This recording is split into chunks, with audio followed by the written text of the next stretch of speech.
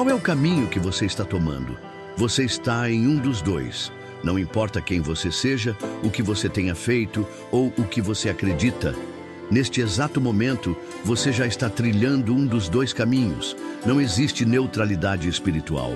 Ou você está caminhando rumo à vida eterna, ou rumo à perdição. Parece radical? É porque é. Jesus nunca deixou espaço para meio termo. O céu e o inferno não são destinos aleatórios. São resultados de escolhas diárias, conscientes ou não. Muita gente pensa que está no controle da própria vida, mas está sendo guiada sem perceber. Um simples "depois eu vejo isso" já pode estar te afastando de Deus. A verdade é que o caminho mais bonito nem sempre é o certo, e o mais difícil nem sempre é o errado. E tem mais. A estrada larga nunca começa com placas assustadoras. Ela começa com promessas encantadoras. Se você acha que pode decidir mais para frente, talvez esse vídeo seja o último alerta que Deus está te dando. Então, assista até o fim. O que está em jogo é maior do que você imagina.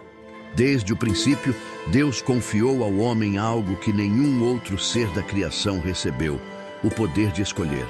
No jardim do Éden, ele colocou a árvore da vida e a do conhecimento do bem e do mal, e disse: "Não coma dela."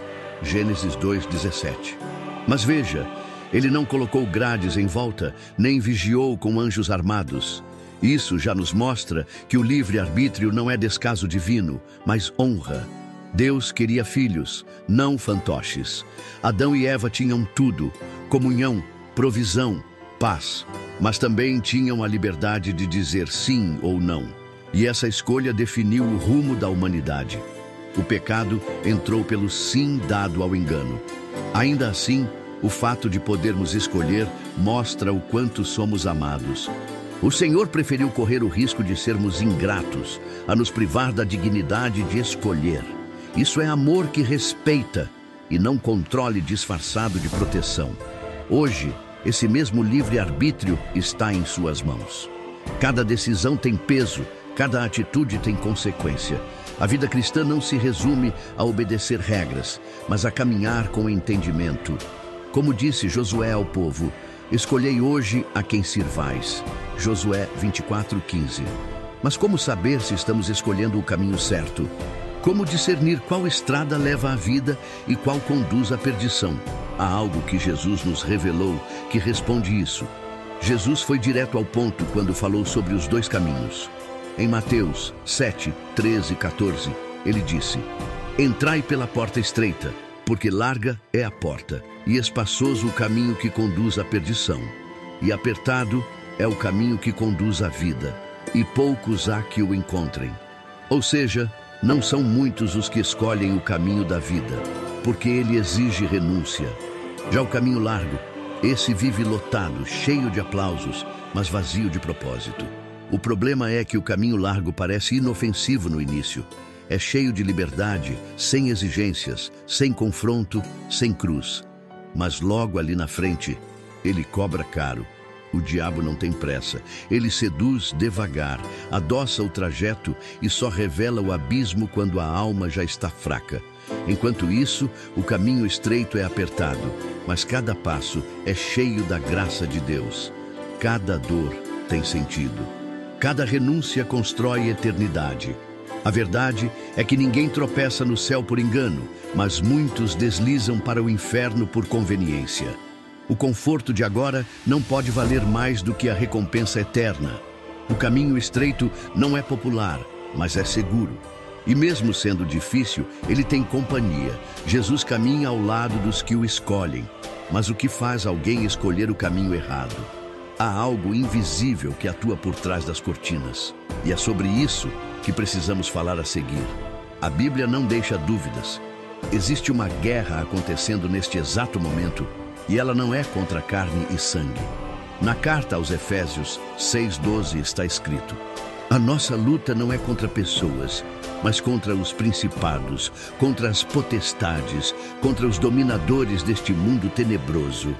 Ou seja, há uma batalha espiritual em andamento, e ela atinge diretamente nossas escolhas. Quem pensa que decide sozinho, sem influência nenhuma, está se iludindo. O Espírito Santo nos orienta, convence do pecado e mostra o caminho da verdade.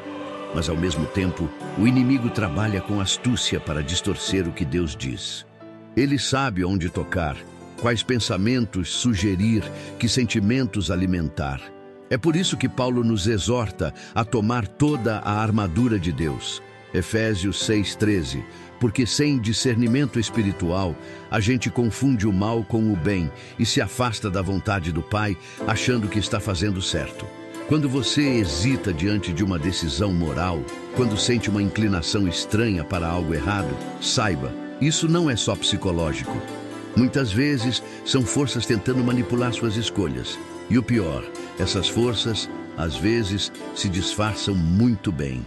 Nem todo engano é óbvio. Às vezes, ele vem vestido de conselho, de oportunidade, até de bênção. E é aí que entra uma das armas mais perigosas do inimigo. Satanás não é tolo, ele é estrategista. Em 2ª carta aos Coríntios 11:14, Paulo alerta: o próprio Satanás se transforma em anjo de luz. Isso significa que ele não chega assustando, ele chega encantando. Sabe aquele atalho que parece perfeito demais? Aquela proposta sem esforço, aquela relação que ignora princípios, mas parece irresistível? Muitas vezes é assim que o mal se apresenta.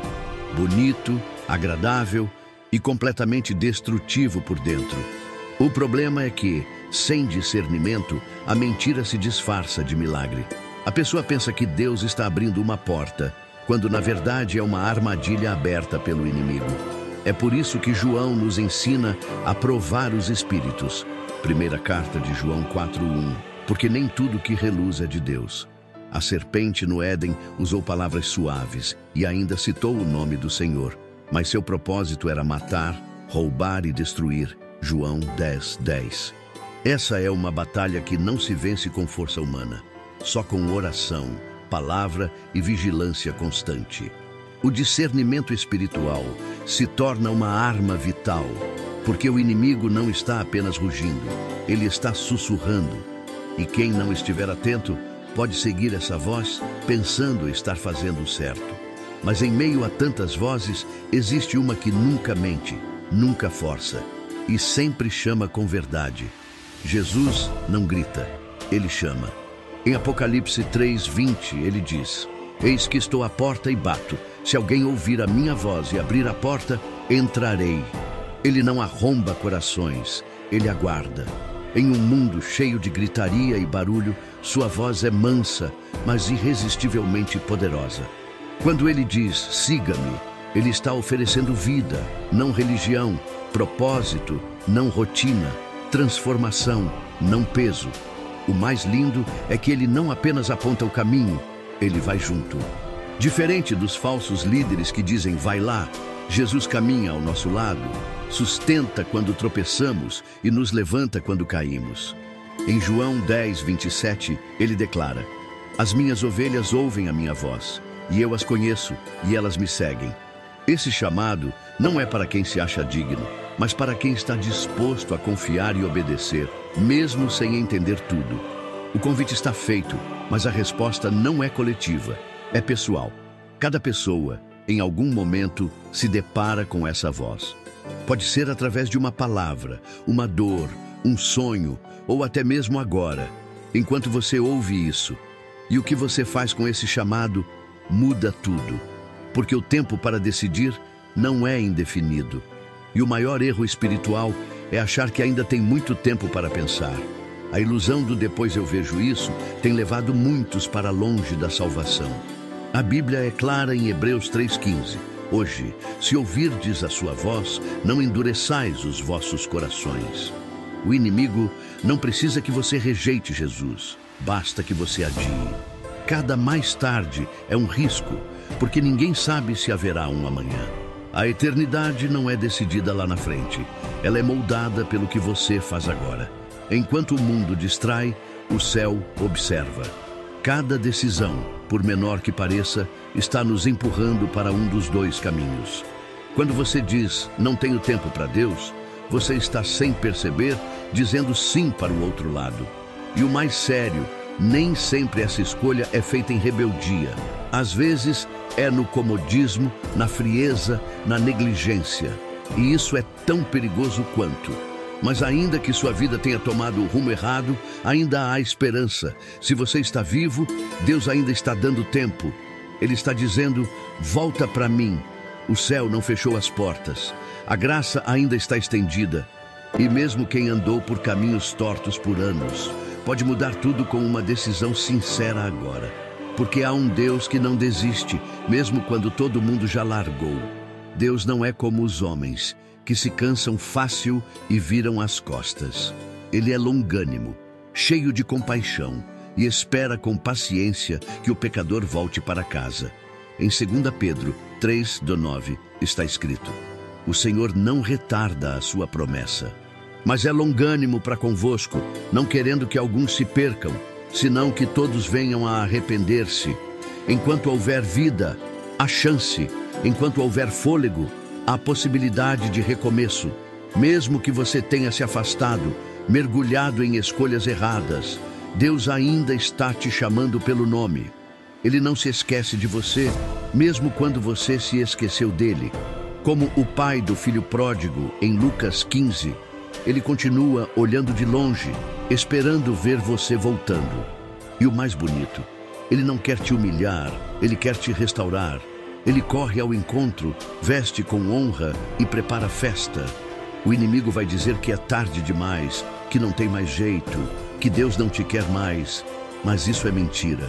A cruz foi o maior grito de amor que já existiu, e ela ainda está de pé. A porta da graça ainda está aberta, e você só precisa dar um passo sincero, só um. Porque em algum momento essa porta se fecha. E aí não haverá mais escolha, só consequência. Chega uma hora em que não dá mais para fugir, ou você escolhe, ou a escolha te escolhe. Em Deuteronômio 30:19, Deus diz: tenho posto diante de ti a vida e a morte, a bênção e a maldição. Escolhe, pois a vida é para que vivas. Essa decisão é individual. Ninguém pode escolher por você. Não decidir já é decidir. E nesse caso, é perigoso demais ficar em cima do muro. Há uma encruzilhada diante de todo ser humano. Um lado é a porta larga, confortável, popular, mas que leva à perdição. O outro é a porta estreita, que exige renúncia, mas conduz à vida eterna. E entre essas duas está o seu coração. Jesus não quer te convencer pelo medo, mas te atrair pela verdade. Só que ele não caminha com quem apenas assiste, ele caminha com quem se posiciona. Hoje, Deus não está pedindo explicações, ele está pedindo decisão. Ele não exige perfeição, mas sinceridade. Não é sobre ser bom o suficiente, é sobre confiar o suficiente para segui-lo, porque no fim das contas, só existem dois caminhos, dois senhores, dois destinos. E ignorar isso é o maior erro da vida. Então, diante dessa escolha, qual será a sua resposta? Você pode ter passado a vida inteira andando no caminho errado, mas não precisa dar mais um passo nessa direção. Jesus não te chamou para ser mais um na multidão, ele te chamou para ser salvo. Não é sobre religião, é sobre redenção. Não é sobre carregar culpa, é sobre viver graça. Se hoje o Espírito Santo tocou seu coração, não endureça. A decisão que você adia pode ser a que vai te faltar amanhã. A cruz não foi simbólica, foi real, foi sangue, dor, escolha. Jesus morreu por você antes mesmo de você pensar em nascer. E agora, Ele está te chamando para viver com Ele, não apenas no céu, mas aqui mesmo, com propósito, direção e paz que o mundo não pode dar. Quem crer e for batizado será salvo. Marcos 16:16. Mas quem rejeita esse chamado, não poderá alegar ignorância depois. Então agora, se essa mensagem falou contigo, escreva aqui nos comentários: eu escolho o caminho da vida. Que esse seja o primeiro passo de uma nova jornada. Que Deus te abençoe hoje e sempre. Amém.